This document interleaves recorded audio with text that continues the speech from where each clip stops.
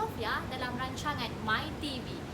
Pada episod kali ini, kami membawakan khas kepada anda kehidupan masyarakat orang asli bukan di Malaysia tetapi di luar negara.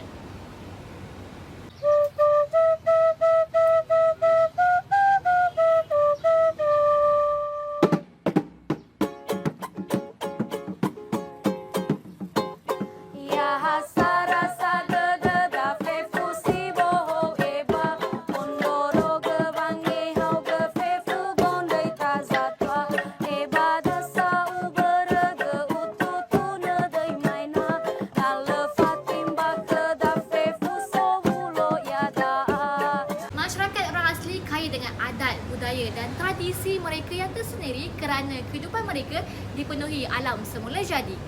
Pada episod kali ini kami membawakan khas kepada anda mengenai masyarakat orang asli suku Nias yang berada di Sumatera, Indonesia. Suku Nias adalah kelompok etnik yang berasal dari Kepulauan Nias, Sumatera, Indonesia. Penduduk asli Nias atau yang disebut suku Nias merupakan salah satu suku di Indonesia yang memiliki keragaman budayanya yang tersendiri. Mereka menamakan diri mereka Ono Niha. Ono bererti anak ataupun keturunan dan Niha bererti manusia. Mereka telah menetap di wilayah tersebut pada 700 tahun lalu. Nias juga disebut gugusan pulau yang jumlahnya mencapai 132 buah pulau. Hanya 5 buah pulau sahaja yang didiami manusia. Jumlah penduduknya terdiri daripada 0.44% dari keseluruhan kepulauan Indonesia.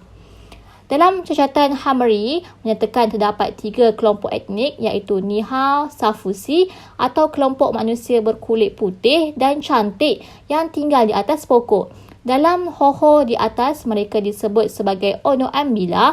Niha sebuah Gaguza pula manusia yang memiliki kepala besar dan merupakan ciri manusia purba yang hidup ribuan tahun lalu dan tinggal di gua-gua sehingga mereka juga disebut manusia dari bawah tanah iaitu Soroi Tua.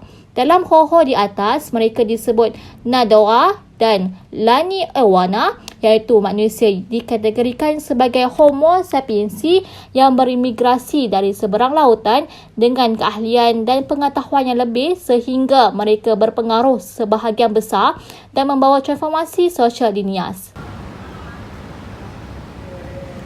Masyarakat orang asli tumbuh dan berkembang dengan kehidupan persekitarannya. Oleh itu, mari kita menyusuri kehidupan masyarakat orang asli suku Nias dari aspek sosial. Suku Nias mempunyai hierarki dan sistem kekerabatan yang tersendiri, di mana ia merangkumi 12 tingkat kasta. Kedudukan tertinggi dalam suku Nias ialah Siulu, iaitu Balugu yang merupakan golongan masyarakat yang tertinggi. Kasta seterusnya ialah Iri yang merupakan para pemimpin agama kuno. Pelantikan ini berdasarkan kepintaran seseorang dalam hal tertentu. Melalui hierarki ini, mari kita mengetahui kehidupan sosial masyarakat Nias yang berteraskan beberapa adab dan peraturan yang perlu diamalkan. Antaranya ialah persiapan hendak keluar rumah, persiapan tetamu datang rumah dan kebiasaan pada waktu malam. Melalui persiapan hendak keluar rumah, ia tertumpu kepada si suami yang mencari rezeki di mana si isteri perlulah menyiapkan sirih untuk dibawa keluar rumah. Tujuannya, apabila dalam perjalanan bertemu dengan orang-orang, si suami perlulah memberi salam dan memberikan sirih untuk mendoakan kesejahteraan. Seterusnya, adab ketika tetamu datang rumah, tetamu perlulah memberi salam dan disambut oleh tuan rumah dan diberikan daun sirih untuk dimakan bersama. Kebiasaan pada waktu malam, suku Nias mempunyai peraturannya yang tersendiri di mana apabila makan pada waktu malam, mereka tidak boleh meninggalkan sisa makanan kerana akan menyebabkan kemarahan si bayi Wici. Apabila masak juga mempunyai peraturan apabila memasak nasi dilarang mengetuk periuk nasi kerana ia akan menyebabkan padi tidak akan tumbuh dengan subur. Masyarakat orang asli kaya dengan adat dan tradisinya yang tersendiri di mana adat dan tradisi ini melambangkan sesebuah kehidupan masyarakat orang asli. Begitu juga dengan masyarakat orang asli suku Nias di mana masyarakat orang asli suku Nias ini masih lagi mengamalkan sebuah tradisi yang diberi nama tradisi lompat suku Nias. Tradisi lompat suku Nias ini hanya boleh diamalkan oleh kaum lelaki sahaja dan mari kita lihat apa yang menariknya.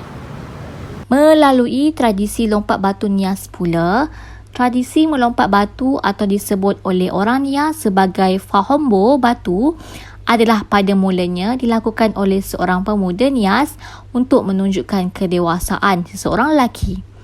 Apabila seseorang lelaki dapat melompat paras ketinggian 2 meter dengan ketebalan 40 cm dengan sempurna, ia membuktikan bahawa pemuda tersebut mampu menjadi pembela bagi sesebuah kampung. Apa yang menariknya, tradisi ini hanya boleh dilakukan oleh kaum lelaki sahaja dan tidak dibenarkan sama sekali kaum wanita mencubanya. Oleh itu, apabila seseorang anak muda berjaya melompat batu ini, dapat membuktikan kehebatan dan ia merupakan suatu kebanggaan bagi sesebuah keluarga. Jika seseorang lelaki yang pertama kali berjaya melompat batu ini, pihak keluarga akan membuat kesyukuran dengan menyembelih seekor lembu.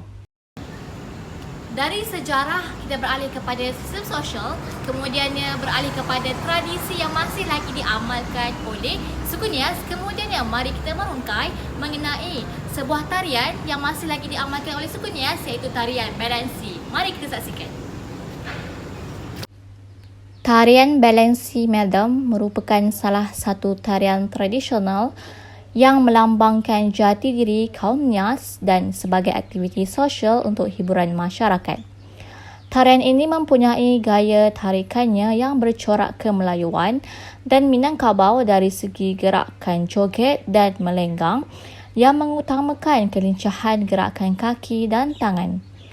Tarian ini disusun dengan gerakan 4 pasangan penari, iaitu 4 penari lelaki dan 4 penari perempuan.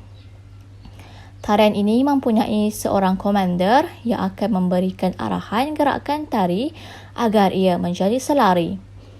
Tarian ini mempunyai peraturan yang tersendiri di mana setiap penari mestilah sudah berkahwin. Selain itu, mereka tidak boleh mempunyai hubungan kekeluargaan seperti dalam satu kumpulan. Penari tidak boleh ada hubungan antara akak, abang, ipar, mertua dan sebagainya. Setiap gerakan yang mempunyai sentuhan perlulah dialas dengan tapak tangan supaya tidak ada sentuhan sesama mereka. Yang terakhir, sebelum memulakan persembahan, mereka perlulah meminta izin daripada suami atau isteri serta pemegang adat keluarga. Berikut 5 fakta kegarangan suku Nias yang kerap dijuluki sebagai bangsa Sparta asli Indonesia. 1. Bertarung sudah mendarah daging. Mereka memiliki kebudayaan mengayau atau berburu kepala manusia untuk keperluan ritual. Mereka melakukan pemburuan itu dengan bertarung secara sengit. 2. Harga diri yang sangat tinggi melebihi apapun. Harga diri dari suku Nias di masa lalu sangatlah tinggi. Mereka akan melakukan pertarungan dengan sepenuh jiwa jika merasa dilecehkan. 3. Perbudakan dan mempertahankan wilayah. Selain untuk menjaga harga diri dari marga ataupun desa, budaya bertarung yang dilakukan oleh suku Nias juga dilakukan untuk mempertahankan warga. 4. Wilayah paling susah dijinakkan di Indonesia. Barangkali kawasan Pulau Nias lebih kecil ketimbang wilayah lain seperti di Jawa dan Sumatera. Namun, kawasan ini adalah kawasan paling susah dijinakkan oleh Belanda selama melakukan kolonialisasi di Indonesia. 5. Kebudayaan bertarung di era modern. Di era modern seperti sekarang, peperangan yang dilakukan oleh warrior atau kesatria tentu sudah tidak ada lagi.